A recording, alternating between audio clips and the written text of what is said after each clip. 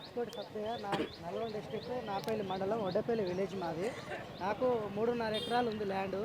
నేను 2016లో నేను నాంపల్లి మండలంలో ఎస్బీఐలో ఒక 80,000 లోన్ తీసుకున్నా. ప్రతి సంవత్సరం కంటిన్యూగా రెన్యువల్ చేసుకుంటూ వచ్చిన నేను అది.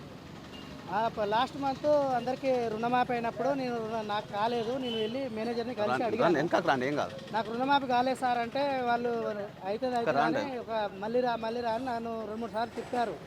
లాస్ట్ మూమెంట్ చూస్తే అగ్రికల్చర్ ఆఫీస్కి వెళ్ళండి, మీకు ఎందుకో రుణమాఫీ కాలేదని మేనేజర్ చెప్తే వెళ్ళాను.